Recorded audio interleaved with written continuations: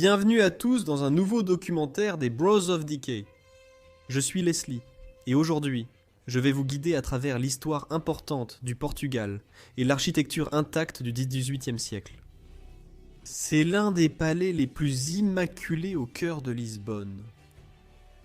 Je vous présente le palais Burnet.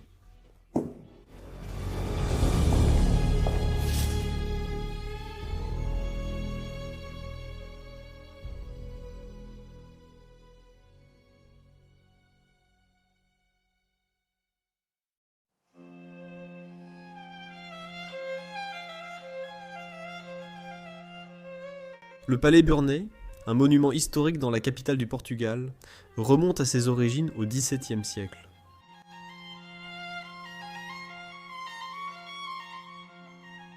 Il a été commandé par un comte portugais et conçu par un architecte italien.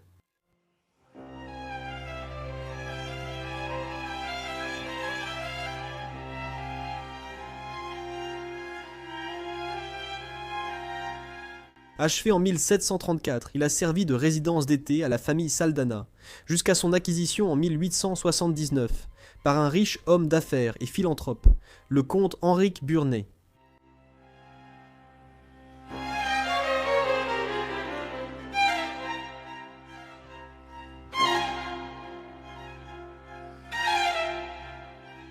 Après sa mort, en 1909, le palais est devenu propriété de l'État, et au XXe siècle, il est passé d'une résidence d'été au siège administratif de l'Université technique de Lisbonne.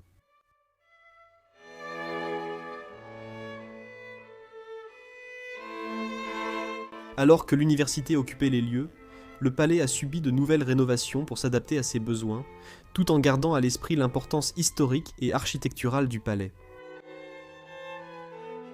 Aujourd'hui, en 2024, il est question de nouveaux investissements visant à redonner vie au palais Burnet. Nous approfondirons ce sujet plus tard, en incluant l'histoire complète du palais et de ses nombreux résidents.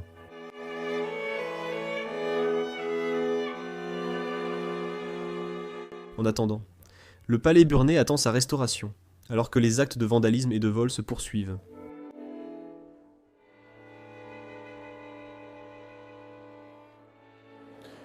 Nous nous trouvons actuellement dans l'une des deux serres de ce palais immaculé. Nous voulons réaliser ce documentaire pour sensibiliser les gens à ce qui se passe ici. Depuis l'année 2001, lorsqu'il a été abandonné, la nature a complètement repris ses droits. Mais malheureusement, le vandalisme sévit aussi en ces lieux. Le propriétaire actuel, l'université, n'a pas de plan concret pour restaurer cet endroit ou lui donner une nouvelle utilité. C'est pourquoi il tombe en ruine. Et à travers ce documentaire, nous voulons sensibiliser davantage à ce sujet et peut-être aider à sauver cet endroit. Venez simplement voir à quel point c'est beau ici. Depuis la serre, vous pouvez voir le pont du 25 avril ici à Lisbonne. N'est-ce pas une vue magnifique ? Et laissez-moi maintenant vous emmener à travers les jardins qui entourent cet endroit.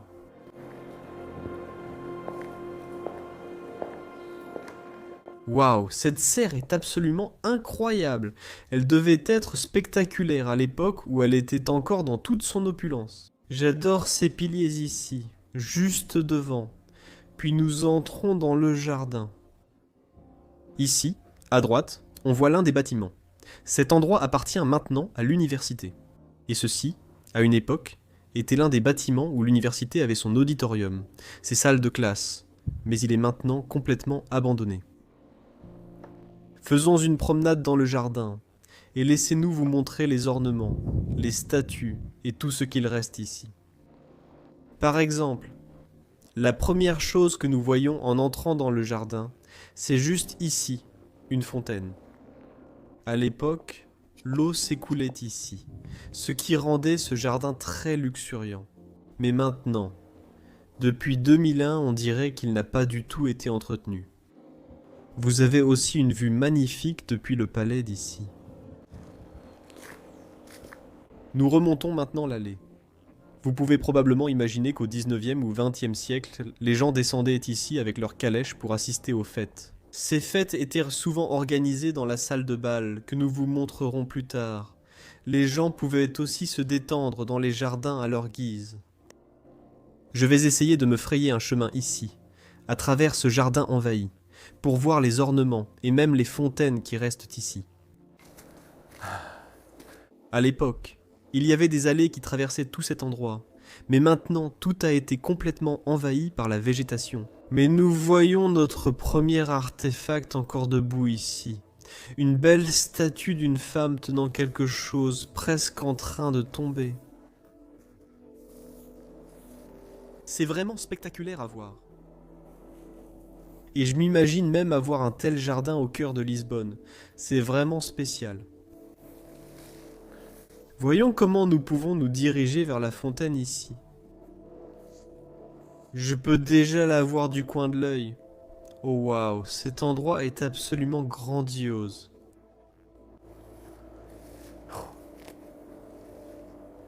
Quelle belle fontaine ils ont ici au milieu du jardin.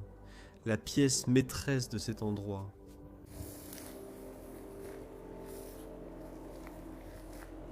Ce palais avait l'un des plus beaux et des plus verts jardins de tout Lisbonne.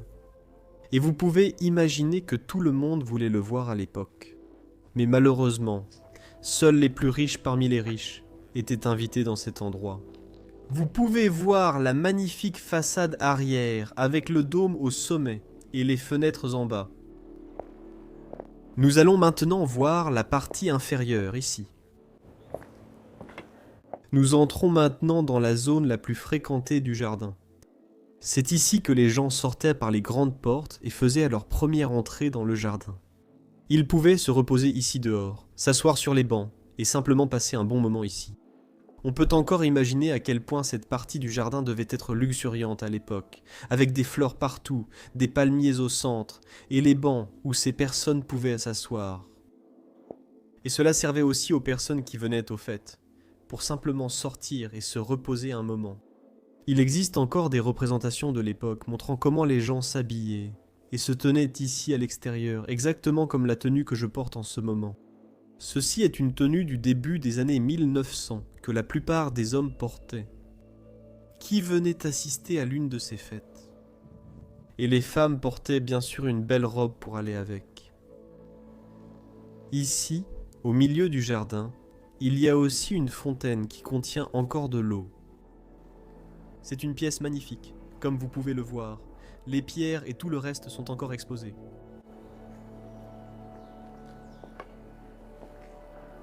Là-haut, on peut avoir un aperçu depuis la galerie, les fenêtres qui donnent vers l'extérieur, le style et l'architecture de ce bâtiment. Après ces magnifiques jardins ici, nous allons maintenant nous diriger plus à droite du palais, parce qu'il y a le deuxième dôme, un jumeau identique à l'autre dôme, mais celui-ci est dans un bien meilleur état que l'autre. Je vais profiter une dernière fois de notre promenade dans le jardin ici, avant que nous n'entrions dans le palais. Je tiens aussi à souligner qu'on voit même des panneaux de stationnement et de signalisation. Et cela était, bien sûr, pour l'université et les installations gouvernementales qui fonctionnaient autrefois à l'intérieur de ce palais. Comme vous pouvez le voir, ce dôme ici a aussi des piliers à l'avant. Il a ce style baroque à l'extérieur. Et dans celui-ci, la plupart des panneaux de verre sont encore intacts. Entrons ici. Waouh, regardez juste en haut dans cet endroit, c'est magnifique.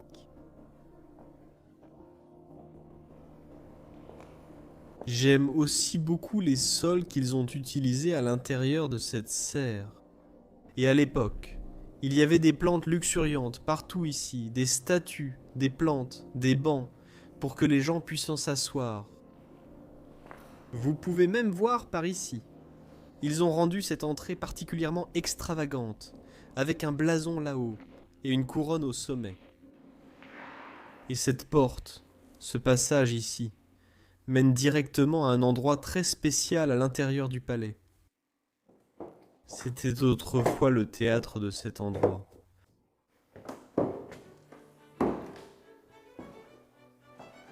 Un endroit absolument merveilleux pour inviter des invités, recevoir et simplement divertir les gens. Le plafond est absolument magnifique, peint avec extravagance. le comte de ce palais. Henrique Bernet a ordonné que le palais soit entièrement rénové, et il a engagé des peintres du monde entier pour peindre les plafonds dans différentes pièces. Et en 1886, un artiste espagnol appelé Ordonez a peint le plafond ici, dans le théâtre. Si vous le regardez, il prend complètement vie. On y voit les anges et le ciel, puis le balcon là-haut, où les invités importants s'asseyaient. On voit clairement, avec toutes les chaises ici, que cela a été ajouté plus tard à cet endroit. Quel théâtre magnifique, et l'un des plus beaux plafonds que j'ai jamais vu dans un tel endroit.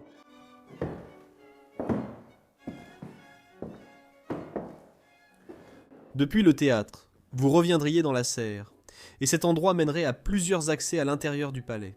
Et l'un d'eux se trouve ici, sur le balcon de droite, à l'extérieur, à l'avant du palais. Vous pouvez jeter un coup d'œil par ici.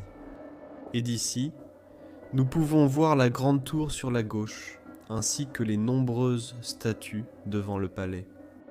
Ce ne serait pas un lieu où les gens sortiraient. C'était principalement un élément architectural du palais. Et il y aurait aussi ces ouvertures pour inonder les niveaux inférieurs de cet endroit avec la lumière essentielle du soleil. Depuis la serre, nous faisons notre première entrée à l'intérieur du palais et nous arrivons dans une pièce très importante de cet endroit. Ceci, tout le monde, était la salle à manger du palais Bernet.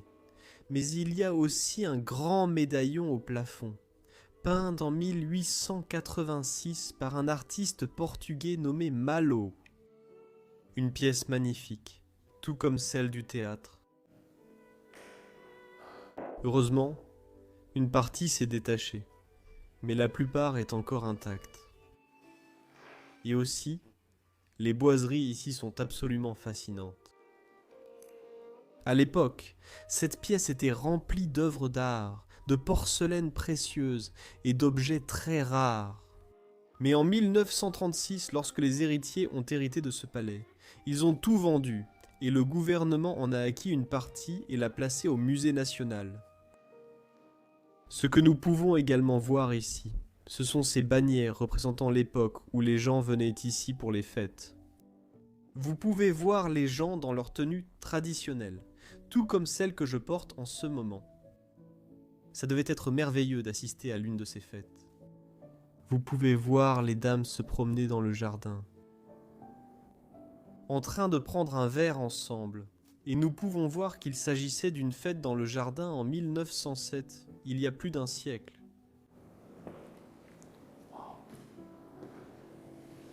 Regardez les volets ici sur le côté avec leurs dorures. Absolument magnifiques, s'étendant jusqu'au plafond. De ce côté-ci, il y a encore une autre bannière. Et comme vous pouvez le voir, vous avez une représentation de ce à quoi ressemblait autrefois la salle à manger, complètement remplie de meubles et d'œuvres d'art. Et là-bas, nous avons une représentation de ce à quoi ressemblaient les jardins, de ce qu'était autrefois la serre. Des statues très luxuriantes partout ainsi que des plantes. Je me demande où pourrait se trouver la cuisine de cet endroit. Je vois une porte ouverte de ce côté. C'est une très petite cuisine que nous avons ici. Probablement pas celle qu'ils utilisaient à l'époque. Mais peut-être que la cuisine se trouve de ce côté. Donc, il semble qu'ici, nous arrivons dans la cuisine de l'endroit et elle a clairement été rénovée depuis l'époque.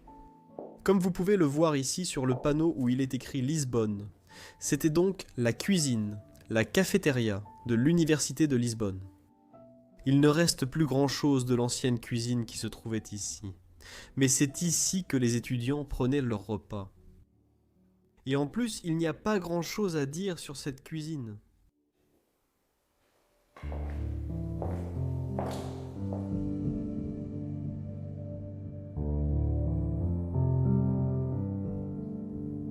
Rempli d'histoire et entouré de mystères, ce bâtiment incroyable se dresse comme une sentinelle silencieuse du passé et du président de la capitale du Portugal. Son histoire commence au XVIIe siècle, lorsque Caon Dom Vasco César de Meneses, un aristocrate portugais influent, écrivain et poète, a commandé sa construction. Le palais a été conçu par Niccolao Bigaglia, un architecte italien qui a joué un rôle important dans la formation du paysage architectural du Portugal.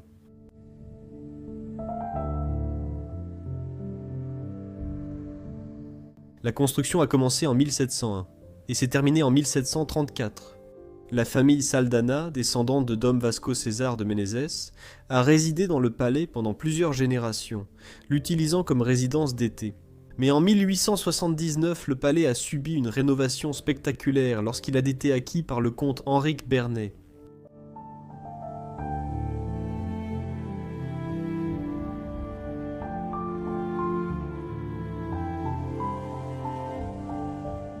Né à Welde en 1838, le comte Bernet était un noble portugais qui s'est imposé comme un homme d'affaires prospère et un philanthrope particulièrement intéressé par le développement des nouvelles technologies.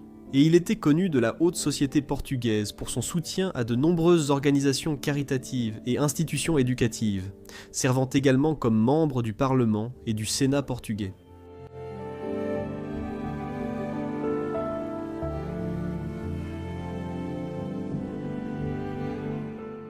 Au-delà de ses activités commerciales et politiques, Berne était également un grand mécène des arts, collectionnant des peintures et des sculptures de divers artistes, avec son goût raffiné et son appréciation de l'art international. Karl Bernet s'est mis au travail dès qu'il a acquis le palais, se lançant dans une somptueuse rénovation, incorporant des styles baroques italiens et néoclassiques, le transformant en un chef-d'œuvre architectural que nous voyons encore aujourd'hui.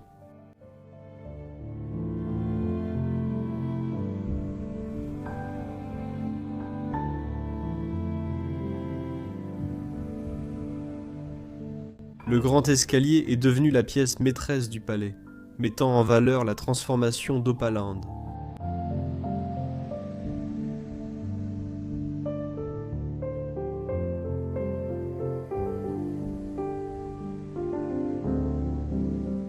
Caron Bonnet était aussi célèbre pour organiser les plus grandes et luxueuses fêtes de jardin du pays. Personne ne voulait manquer ces fêtes, après tout. Bernet était un homme très influent qui monopolisait de nombreux secteurs du commerce, donc ces fêtes étaient des parfaites pour que l'élite puisse nouer des contacts entre ses membres. Les gars, regardez cette vieille maison incroyable qu'on a trouvée dans les bois. Regardez toute cette poussière. Soyons prudents. Ici, on a trouvé cette maison abandonnée au milieu de nulle part. Regardez, ça doit être l'ancien propriétaire de la maison. Qu'est-ce qu'il y a dans cette boîte en bois ? Oh mon Dieu, mec, je n'arrive pas à y croire. Quoi? Il y a beaucoup d'argent ici. On ferait mieux de laisser ça ici. Hé, qu'est-ce que tu fais dans ma maison? Désolé, monsieur. On croyait que c'était abandonné, on explore souvent ce type de maison, et on a remarqué cette grosse somme d'argent ici. Oui, mon garçon, ce sont mes économies de toute une vie. Vous auriez gagné plus en investissant sur Mintos qu'en gardant l'argent ici. Non, merci, je ne veux pas investir car je ne veux pas prendre de risques. Avec Mintos, vous investissez dans des prêts, et vous obtenez un revenu passif sans être affecté par les fluctuations du marché boursier. Tout est simple et prévisible. Le rendement attendu est fixé à l'avance, et les paiements arrivent chaque jour comme un cycle de moteur régulier. Vous choisissez le rendement, le risque, la durée, tout est sous votre contrôle. Vous avez même des portefeuilles automatisés, donc vous n'avez pas à tout surveiller en permanence. Le rendement moyen des prêts est de près de 11%. Hein ? Ça a l'air plutôt bien. Mintos opère depuis 2014 avec plus de 600 000 utilisateurs et est réglementé dans l'UE sous MiFID. Et comme vous passez par notre chaîne, vous bénéficierez d'un bonus exclusif allant jusqu'à 350 € lorsque vous investissez 500 € ou plus. Ça a l'air fantastique, mon fils. Je veux en parler à ma famille. Comment peuvent-ils obtenir ce bonus et commencer à investir? Eux et tous les spectateurs peuvent cliquer sur le lien dans la description ou scanner le code QR pour l'obtenir. Je vais le faire tout de suite. Que Dieu te bénisse, mon fils. Et ensuite, depuis la salle à manger, nous arrivons dans une pièce intermédiaire et ici, nous pouvons voir quelque chose de très unique au plafond qui est cassé. Mais cela montre une partie du palais qui remonte aux années 1700, lorsqu'il a été commandé pour être construit par Vasco César. Ce sont des plafonds d'origine de cette époque et qui ont été peints ultérieurement. Dans la vidéo, nous vous emmènerons à la galerie d'art, mais nous garderons cela secret pour le moment. Et d'abord, nous allons entrer dans ces pièces ici. Ici, nous pouvons aussi voir des plafonds incroyables peints à la main et de magnifiques moulures qui les entourent. Très probablement utilisés comme archives. Pour tous les documents importants que la famille conservait. Et ici, nous entrons dans une pièce qui a été transformée en l'un des bureaux pour les fonctionnaires du gouvernement, mais qui était une pièce différente à l'époque. Vous pouvez encore voir ce qui reste du plafond, des peintures, des moulures partout. Magnifique plafond. Et voici encore une de ces bannières qui montre à quoi cela devait ressembler à l'époque, avec les tapisseries sur les murs. Cela donnait une sensation merveilleuse. Celles-ci ont toutes été vendues, mais nous allons voir la pièce voisine où elles étaient auparavant. Entrez à l'intérieur. L'escalier que nous voyons ici devant nous est absolument élégant, avec des touches dorées partout et cette noirceur qui l'accompagne. Menant jusqu'au dernier étage de ce palais, jusque dans les tours ici en bas, on peut voir un dragon décoratif sous l'escalier qui le soutient. Chaque élément de ce palais a été pensé et conçu de manière fascinante. Par exemple, les miroirs sur chaque porte et le plaquage doré autour créaient un couloir très élégant. Refermons ceci, et si vous levez les yeux dans ce couloir, vous pouvez voir plusieurs vitraux qui créent des puits de lumière. Et cela me rappelle immédiatement le documentaire que nous avons réalisé sur Linwood Hall, en Pennsylvanie, aux États-Unis. Nous mettrons le lien ici. Cela ressemble à cet endroit, mais c'est aussi très différent d'ici. Tout a été conçu ici. Comme vous pouvez le voir, il y a des cadres en bois sculptés et rembourrés pour la rampe juste en dessous. Et si on regarde de plus près ce mur, on peut aussi voir certaines parties de l'ancien palais derrière ici. Les peintures qui étaient ici avant la rénovation. Et maintenant les murs de ce couloir paraissent simples, mais ils étaient autrefois recouverts des tapisseries que nous venons de voir sur les photos. En 1933, cela a été vendu. Quel magnifique coin nous avons ici, avec l'arche qui mène à l'intérieur, un escalier qui descend vers les bureaux du gouvernement, et au-dessus, nous avons aussi un plafond, mais un autre médaillon peint, en 1886. Plusieurs armoiries tout autour, de magnifiques motifs avec des dorures. Et de chaque côté de cette pièce, nous avons aussi ces portes avec des miroirs qui mènent à des sections rénovées de cet endroit, et l'une d'elles a été transformée en salle de bain. Avant d'entrer à l'intérieur, regardez en haut, il y a une sculpture d'une tour, une tour de château. Laissez-moi ouvrir ça, comme à l'époque. Comme à l'époque. C'était aussi une chambre à l'époque, mais maintenant elle a été transformée en salle de bain.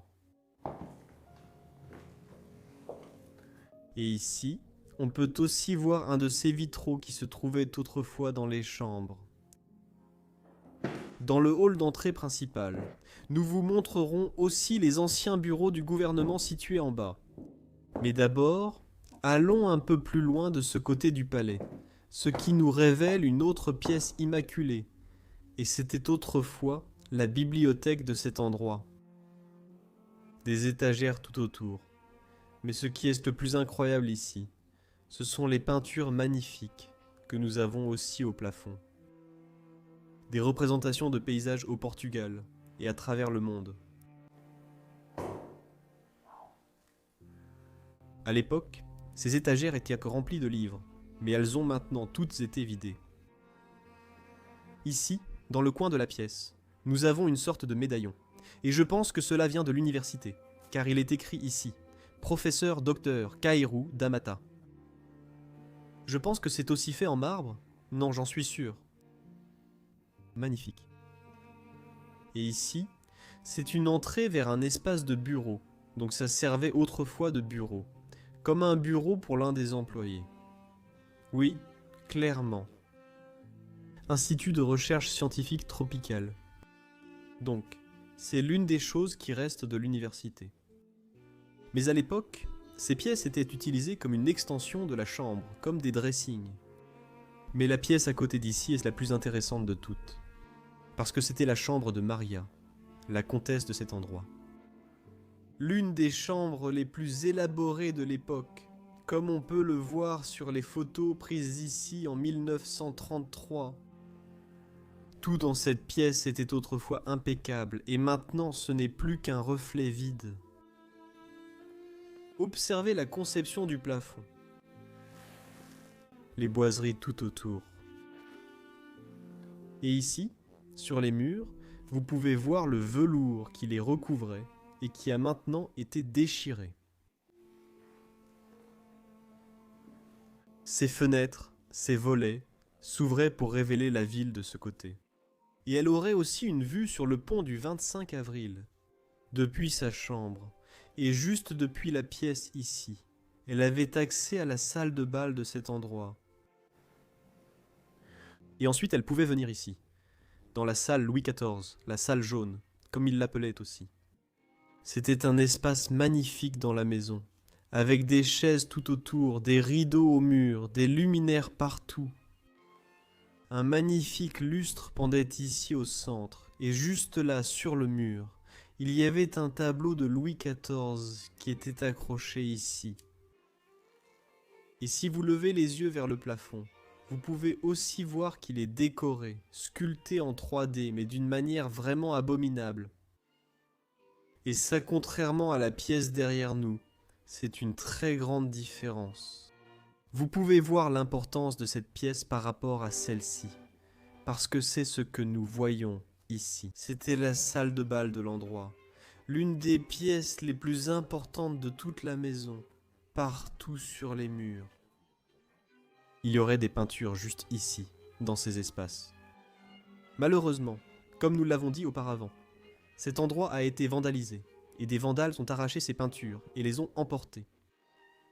Lorsque l'université a acheté ce bâtiment, elle a transformé cette pièce en salle de conférence, et il y avait une immense table qui s'étendait d'un côté à l'autre de la pièce. Et ici, vous pouvez voir les vestiges des lustres qui pendent encore dans cette pièce. Ils étaient absolument magnifiques. Maintenant, nous devons lever les yeux et apprécier la corniche qui a été minutieusement façonnée ici à l'intérieur. Les instruments sont représentés au plafond. Tout a été finement réalisé, avec de l'or tout autour. Cette pièce était la pièce maîtresse de la maison, et c'est là que les fêtes étaient organisées. Nous pouvons voir une dernière peinture qui était restée à cet endroit, une représentation de l'apparence que cette pièce devait avoir à cette époque.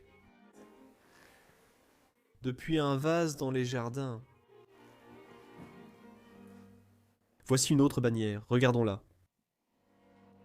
Ici, vous pouvez voir à quoi ressemblait autrefois la salle de bal, avec ses lustres encore suspendus et les rideaux qui l'encadraient toujours. Voici une autre vue de la salle de bal, et il s'agit en fait d'une photo de 1940. Et juste à côté, nous avons la salle Louis XIV, avec tous les meubles encore en place, et voici un autre angle de cette pièce en particulier.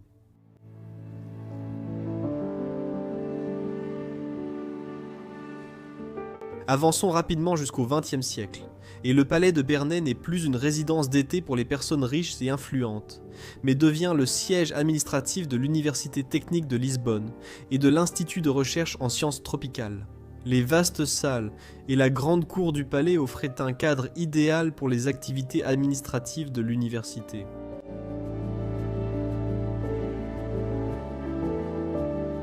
L'acquisition du palais de Bernay par l'université a marqué un tournant important dans son histoire. La transformation du palais, passant d'une résidence privée à une institution publique, reflétait l'évolution du paysage social et culturel de Lisbonne.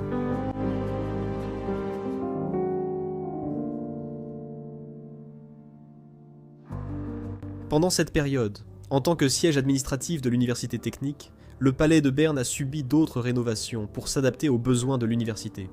L'intérieur du palais a été réorganisée pour accueillir des bureaux et des salles de classe. La cour a été modernisée afin d'offrir un environnement plus fonctionnel et esthétiquement agréable. L'université a veillé à respecter l'histoire du lieu pendant qu'elle en avait la garde, en préservant ses caractéristiques architecturales, ainsi que son ambiance d'origine. Ainsi, le palais Burnet a continué de servir de symbole de la riche histoire de Lisbonne, tout en remplissant également son nouveau rôle de centre d'apprentissage et d'innovation.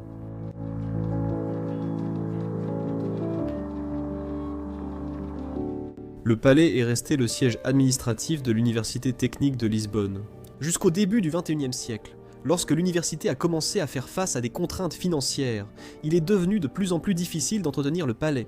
En conséquence, l'université a décidé de déplacer ses bureaux administratifs dans des locaux plus modernes et moins coûteux au centre-ville. 2001. La décision de l'université de quitter le palais Burnet a ouvert un nouveau chapitre. Le palais, abandonné, s'est détérioré faute d'entretien. Les couloirs autrefois animés et la grande salle de bal qui accueillait les fêtes les plus luxueuses sont désormais silencieux.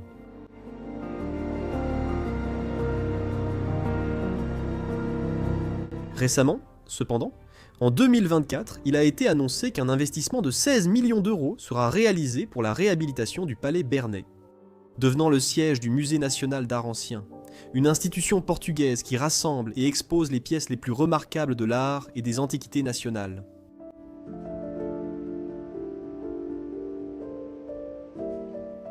Malheureusement, tant que la rénovation n'aura pas lieu, le vandalisme persistera.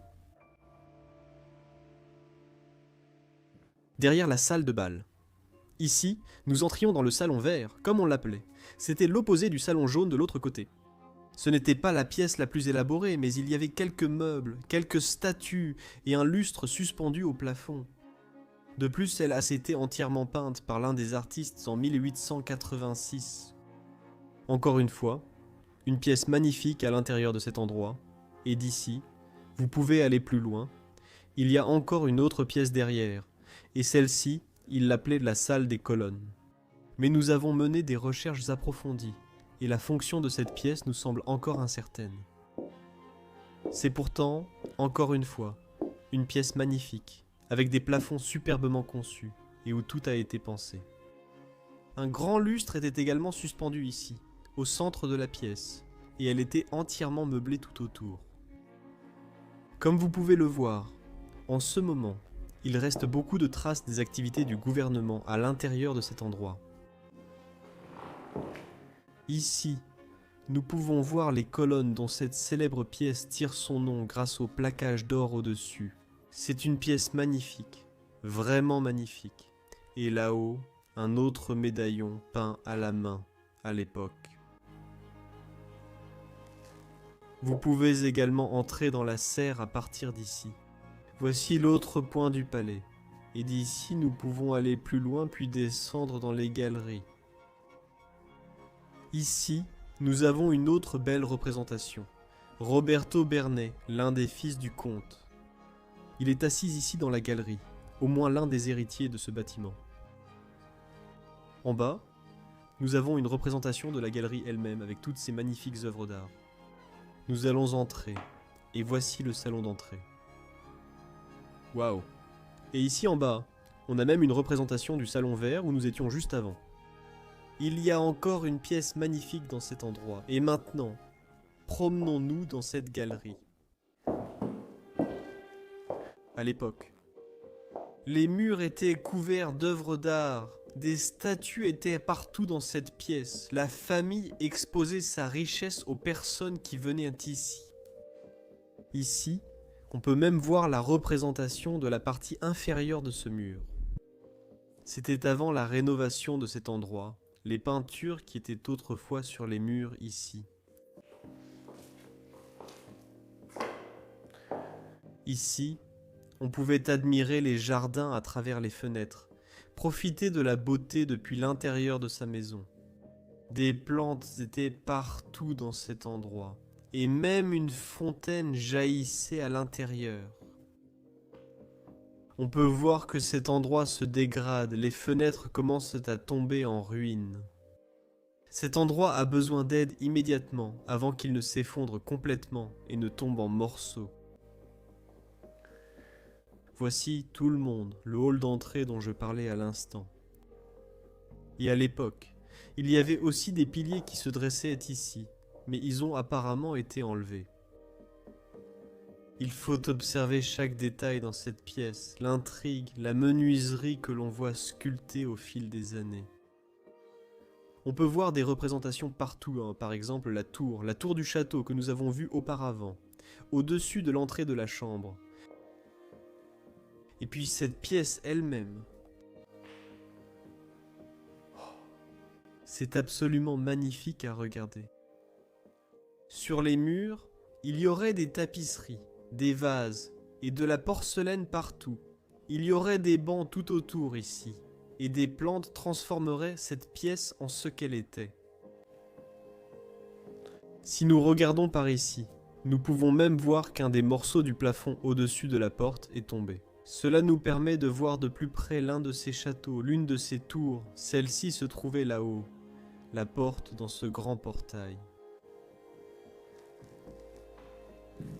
J'adore aussi le velours vert que nous avons ici sur le mur. Oh, en fait, c'est peint.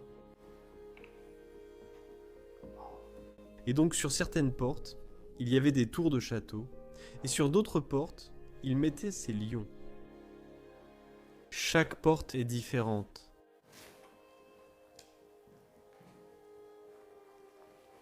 Et ici, nous n'avons pas encore levé les yeux. C'est l'une des choses les plus opulentes de cette pièce. Et c'est de loin la verrière qui éclaire cette pièce sombre et apporte de la joie à cet endroit. Quelle belle verrière teintée. Nous vous montrerons plus tard la verrière vue d'en haut. Pour l'instant, il est temps de découvrir l'une des plus belles pièces de cet endroit. Plus tôt, dans l'introduction, nous vous en avons déjà donné un aperçu, mais il est maintenant temps de la dévoiler dans toute sa splendeur. C'est en fait ce qui fait tout l'intérêt de ce palais. Toute la tour englobe cette pièce. Voici le grand hall d'entrée du palais Bernet. Et c'est absolument l'une des pièces les plus incroyables que j'ai jamais vues. Probablement pour vous aussi. Les murs ont été peints de façon très élaborée avec ce motif en 3D, de sorte qu'on a l'impression d'être dans un espace bien plus grand qu'il ne l'est réellement. Même si cette pièce est déjà très très grande. Et vraiment, vous pouvez voir que tout a été conçu et peint de manière intrigante. Et ici, au centre, il y avait autrefois un lustre suspendu, qui est maintenant tombé au sol. Je déteste absolument cette partie de cet endroit. Tapisserie clouée sur la rampe qui va nous mener en bas de l'escalier. Les graffitis sur ces murs montrent vraiment que ces gens, ces vandales, n'avaient aucun respect pour cet endroit, et que ce lieu a désespérément besoin de protection et de restauration. Et nous espérons attirer l'attention sur cela. En réalisant cette vidéo d'ici, vous pouvez vous rendre compte de l'ampleur de cette pièce. C'est absolument indescriptible, et partout où vous regardez, tout a été conçu et pensé. C'est un spectacle merveilleux à contempler. Si nous nous approchons un peu, nous pouvons aussi jeter un œil à la rampe qu'ils ont installée ici. Même la rampe a été spécialement conçue pour cette pièce. Et ici, nous pouvons également observer de près le lustre tombé. La lanterne tombée qui repose ici sur le sol, c'est la plus grande lanterne que j'ai jamais vue. Des plaques dorées, comme vous pouvez le voir, conçues dans les moindres détails. Si vous regardez juste derrière, cette pièce a été conçue uniquement pour être belle, car cette porte est en fait factice et ne mène nulle part. Mais cela donne juste à cette pièce une touche supplémentaire d'originalité. Nous sommes maintenant ici dans le hall d'entrée du bas de cet endroit, et sur les côtés gauche et droit. Cela mène aux bureaux gouvernementaux, qui ont été transformés en bureaux à l'époque. Vous pouvez jeter un coup d'œil à l'un d'entre eux. Nous n'allons pas entrer dans les détails. Regardons ces bureaux. Mais comme vous pouvez le voir tout de suite ici, c'est complètement détruit. Des voleurs de cuivre sont venus ici pour arracher tous les câbles et voler tout le cuivre qu'ils contenaient. C'est vraiment triste à voir ici. On peut jeter un œil dans un de ces bureaux et quand on entre, on peut le constater.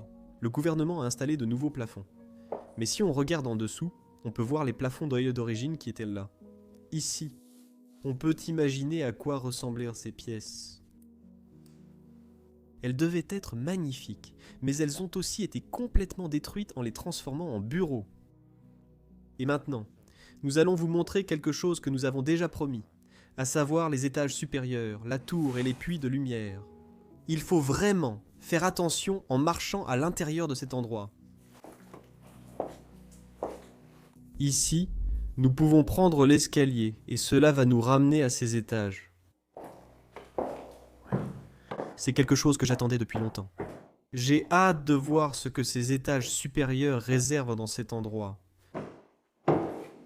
J'ai hâte de voir et d'entrer dans cette tour. Il y a beaucoup d'escaliers qui mènent à cette tour, mais c'est très logique, car elle est aussi impressionnante par sa hauteur, et nous n'avons même pas encore gravi la tour. Nous devons encore le faire. Ici, nous entrons dans les pièces juste au-dessus du couloir. Je vous montre celle-ci d'abord. Parce qu'ici, vous pouvez voir la partie supérieure de la verrière en vitrail et aussi comment elle fonctionne. Voici la vitre en dessous. Et ici, vous pouvez voir où la lumière inonde et où le mouvement touche la verrière au-dessus. Dans cette pièce, il y a 4 puits de lumière. Et puis, oh, j'ai presque oublié quelque chose avant de continuer. Nous avons aussi trouvé un 5e puits de lumière ici, et vous allez probablement le reconnaître. C'est en fait le puits de lumière de la salle de bain en bas. Et même les murs exposés de l'ancien château-palace rénové sont restés ici. Ici, nous pouvons entrer dans un autre couloir, qui possède 2 autres de ces puits de lumière du couloir en bas. Celles-ci ont une rambarde blanche. Assez intéressant. Ici, à l'arrière, se trouve l'escalier qui mène au sommet de ce palais. Un escalier très unique. Nous l'emprunterons plus tard dans la vidéo. D'abord, nous allons vous montrer cette partie ici, qui est en quelque sorte un grenier, mais qui cache aussi des secrets très intéressants. Par exemple, ici, dans cette cage en bois, vous avez la lucarne au-dessus du hall d'entrée. C'est magnifique. Vous pouvez même voir les lions à l'intérieur si vous regardez attentivement. Et ceci est une passerelle qui fait le tour de la tour de ce palais. Et ici, vous pouvez voir la structure originale de cet endroit lorsqu'il a été construit en 1701, entre 1701 et 1734. Cette structure a survécu à l'un des tremblements de terre les plus violents de la Terre, le tremblement de terre de Lisbonne de 1755 du 1er novembre. À 9h40 du matin, toute la ville a tremblé. Et ce palais s'est probablement en grande partie effondré et a dû être entièrement reconstruit. Seules quelques parties de cet endroit ont survécu au séisme. Vous pouvez voir que tout est assez neuf et rénové à l'intérieur. Seuls quelques murs de l'ancienne structure subsistent. Laissez-moi vous montrer cet escalier dont je viens de parler. Il y a quelque chose de très spécial là-haut. Parce que celui-ci, cet escalier, est à moitié à l'intérieur et à moitié à l'extérieur du bâtiment. C'est absolument magnifique la façon dont il a été conçu sur le plan architectural à l'époque. Waouh! Depuis l'escalier, vous pouvez admirer les jardins de l'endroit. Et de l'extérieur du palais, c'est aussi impressionnant de voir comment l'escalier monte jusqu'à la tour.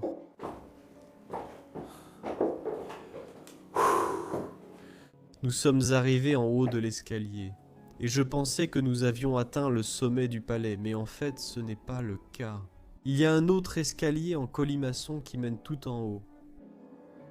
La fonction de cette pièce dans laquelle nous venons d'entrer nous est inconnue. Mais nous savons qu'elle se trouve au-dessus du hall d'entrée principal et qu'il y a une charnière ici. Celle-ci permettait d'abaisser et de remonter le lustre, qui se trouve là-bas. Comme vous pouvez le voir, il pouvait descendre et remonter le lustre. Regardez ce magnifique escalier en colimaçon qui mène au sommet de cet endroit. Jetons un coup d'œil à cette dernière partie. C'est merveilleux de monter ici. On se croirait tout droit sorti d'un conte de fées. Ces escaliers tiennent à peine. Ils sont presque en train de s'effondrer. Il faut être très prudent en montant ici. D'ici, on voit ce pont du 25 avril. Et c'est absolument merveilleux d'être au sommet du palais. Jetons un dernier coup d'œil dehors.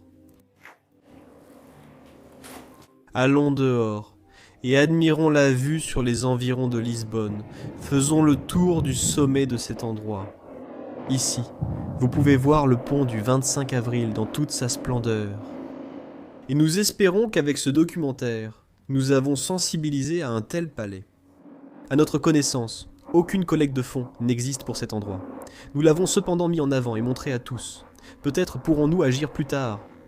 Si ce documentaire vous a plu, merci de l'aimer. Et sur ce, je tiens à vous remercier beaucoup d'avoir regardé. Je vous dis à la prochaine. Au revoir.